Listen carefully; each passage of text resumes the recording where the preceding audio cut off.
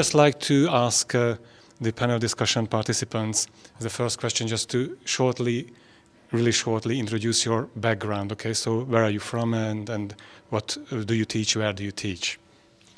When I kind of introduce myself with this adjective, organized, I haven't mentioned that I'm an English teacher as well. I teach in a secondary school that we call gymnasium in Hungary. I teach the age of between 14 and 18. And I've been a European Partnership Coordinator since '97. Hi, I'm I'm Emil, and I've been a teacher for quite a while. I started teaching English, but also I gave private tutoring in maths. I am now organizing Japanese language camps and Japanese courses at our school. And I also help with some music lessons at our school. Hi everyone, my name is Tandega Sibia. I'm from South Africa, but I live in Hungary. I'm a student there. I'm studying. I'm doing a PhD in my final year now. I'm a teacher. Originally, I'm a high school teacher. I'm a teacher of English, but in Hungary, I teach in a preschool. I've also worked abroad in camps in Asia. I've also worked in camps in Hungary as well. So I'm happy to be here. Oh, we have one. Thank you, everybody. So my first question is, you are all part of the English language teachers mentor network. What has your experience been in the project so far? Now, obviously, this is an amazing experience. Actually, we all know that Finland is famous for its education. Because of the international measuring, we know about it. We consider you as a good example, and because we take teaching seriously, we like to follow the way other people, other nations do, and that's why actually I joined to this project, and I think I have learned a lot. Thank you. Emil? My experience, right? Yes. Okay. So far I've experienced a lot of things, the equipment, the friendliness of the people, the politeness of the people, the teachers, and the openness to show what they are doing in the classroom. I think it's amazing, and it's an example that should be followed, I think, everywhere all around the world. Okay, thank you. Tandeka? My philosophy in life is that as teachers, we need to embrace globalization, and we need to understand that the world is becoming flatter and flatter. We need to, as much as we can, we need to cooperate, we need to collaborate with teachers all over the world. So this way, for me, it's, I don't know how to explain how I feel right now that I'm miles away from my own country, I'm in another country, and I've been able to be in a community of other teachers, and I'm so much inspired. Thank you. This is exactly my next question. So you've been members of this community since the very beginning. So can you tell us what is it like to be the member of this community? It's a good question because first of all, I agree deeply with Tandeka because I wouldn't like to repeat what she said, and so collaborating is absolutely essential in my opinion. The aim is the same. We teach young people, we teach a language that everybody uses, but it's a lot more. By that we exchange ideas that will enrich all of us, and it's. Can you repeat the second bit of the question, please? It was what is it like to be the member of this community since the beginning? That's why it is amazing to be the member of this community, because I'm in the middle of it. And together we can work for it. Right. Thank you. For me, the first thing that that came to my mind was when I read the questions when we joined, like, are you part of the community like this or that, or have you ever been a part of another group? And to all of them, I had to answer no, because I've been I had taught at a language school for many years, and when I joined the primary school, it locked down because 1 month later COVID struck and there were the lockdowns. So I didn't even have colleagues up until late 2020. And now I fell into a big group which is potentially becoming bigger and bigger by the year, and I hope to be one of the pioneers of this group later on, and maybe it will lead to bigger things, both in Hungary and Finland and maybe in whole Europe. Thank you. I absolutely feel you. I also have this background, decades of teaching for companies and without colleagues, and I can share your feelings about it being in a community. Tandaka, what's your answer? I'll just summarize with one sentence and say this is a platform for lifelong learning. Okay, thank you. So right now we are spending a week in Finland, visiting Finnish schools and learning about the Finnish education system. So my next question is, what do you take home from this week? Now that's a complicated question. We have one more day ahead. And the amazing thing is that now I've seen it with my own eyes. We visited really many schools, many primary schools, many secondary schools. And my the biggest experience is that this state, the Finnish state, has invested an incredible sum of money into education, and we are talking about Finnish children, the future society.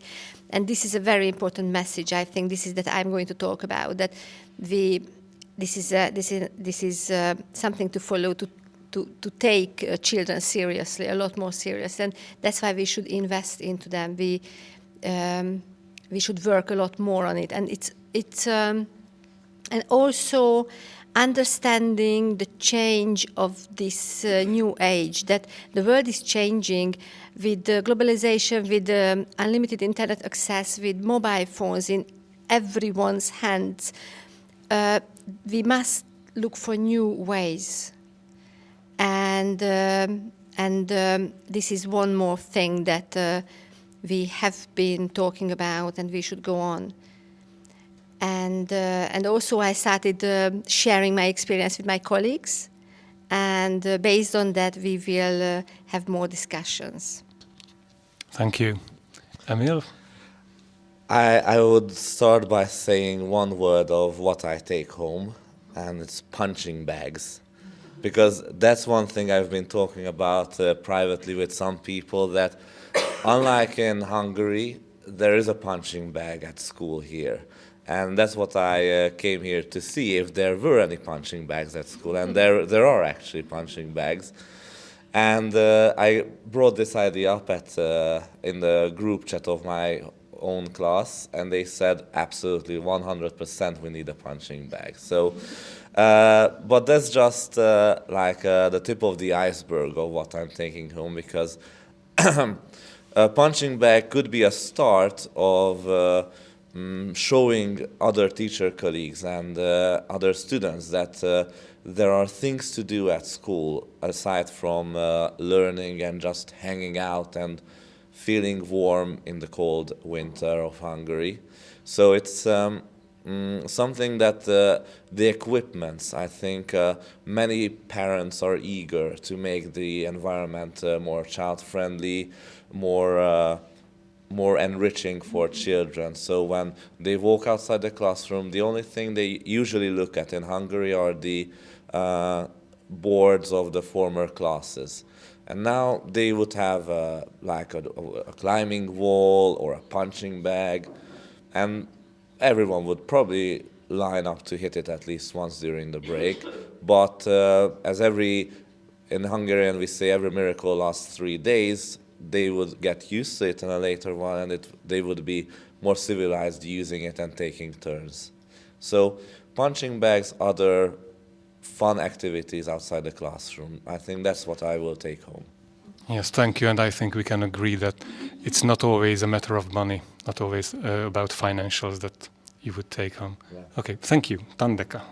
I think that there is a lot of positivity that is happening in the education spaces in Hungary. Although I'm not teaching in like a public school, but I believe that there's a lot that is happening in Hungary. But my takeaway will be trust. I've learned a lot about trust between teachers and learners, because the tendency, I used to be a very traditional teacher at heart, but now my perception, my mindset is really changing every day, all the time. So I'm just embracing change, bit by bit. I'm learning that, teachers and learners, they can trust each other, and it's good. So that's what I'm taking home with me, both to Hungary and South Africa. Excellent, thank you. And thank you for talking about the past. And now we are in this moment with Finnish colleagues in the same room. So my last question would be, how do you see the possibilities and areas of future cooperation?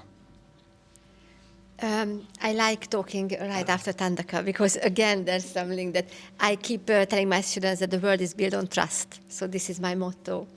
And some don't believe me, but then I tell them that they should. Cooperation. So we have built an amazing friendship, a group together. We are really from very different parts of Hungary, and now it broadens with new Finnish colleagues. And I think built on this, we should go on and make this project deeper. We can have a better understanding, and by that we can do it better at home. We can be more experienced teachers, and again, based on that, we can share the idea, involve more of our colleagues. And I think it is very, very important. Thank you. So something that came to my mind as I was reading this, and I started mingling around with other teachers, and I recognized my skiing partner from yesterday. That the teachers from Tikka school were invited, and I don't know who invited them, but I forgot that we could have invited many of the school teachers who we met during our days. And I know I'm not the best networker, and that's why my mind was more concentrated on learning new things and what to take home from there, instead of inviting them for such an informal way of talking and maybe learning more about each other. But I'm really looking forward to having the chance to speak again about education to the teachers who we met during the week, and hopefully that's how we can extend our networks and maybe get some connection where I can get some info from them and maybe help even from them, or maybe I could be helpful for them too. So mostly I hope that I can be helpful to other colleagues abroad as well as at home. All right, thank you. Tandeka? Excuse me, I'm looking forward to mentorship from colleagues, like personal mentorship. Yes. Okay, thank you. So, thank you, dear colleagues, for volunteering to be members of this panel discussion. And yes, as a closing act of this discussion, do you have any questions to the panel?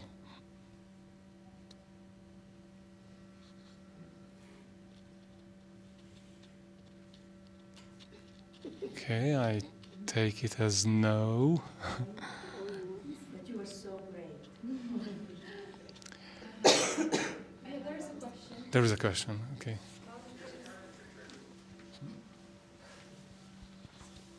Okay, how do you see the future of English language teaching in Hungary? Okay, we've got a simple question. Okay, But now you in should 10 to answer as 15 well. words, please. Then I would like to ask somebody to count the birds, number of birds. I say that it's the future of teaching, not only in Hungary but everywhere where English is a second language. That's very interesting. It raises questions because most of the students can speak English, and not from, they didn't learn it in schools. They arrived to schools by being able to use the language. We can teach them to be more precise, better grammar. So the question is that should we use this knowledge to involve other subjects, using the language for teaching other stuff? So these are questions, more questions.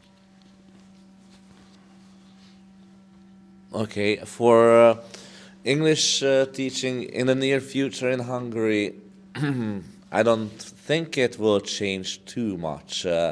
As in cases like individual teachers, it will probably remain the same in the near future. However, as more and more things appear, language education will change according to what people follow, what trends there are, what new slang expressions there are. So as a teacher, I always like to keep up with the latest trends, and whenever I'm not up to date with the latest trends, I get harshly criticized by my students. So I often face this criticism that, what? You don't know exactly that? And I said, okay, I'm older than you, so why should I? But I try to keep up with them. Sometimes I'm a little bit ahead, sometimes a bit behind, but they always recognize me as a teacher who knows what's up with them. So other than that, it's usually about a friendly conversation. So having a conversation about the topics that interests people, I think that's where in English education's future is, because old English language is just a tool for communication. And that's why I see it in panel discussions such as this, small group discussions where they can use the language and just to talk to each other, and they can show the teacher that yes, they are now good enough to enter the free world and speak in English. So that's where I see the future. I don't want to be negative about this whole situation. I don't think it's all gloomy, but I think that there is a great potential for English to grow in the near future, as long as we have teachers like this, as long as we have people like Oshi and Edith. So it's all about mindset. It's all about what we want to do. It's all about how far are we willing to go and change. That is my answer. Thank you very much. And may I just add that how I see it, just a short summary of what the three of you have said, through discussion, I guess. So we are facing new problems, new challenges, a new era of digitalization. So I think what we are doing now is the most important thing, that teachers who are ready to change things and ready to modernize themselves and their outlook on the profession need to discuss things and experiment with new things. Okay.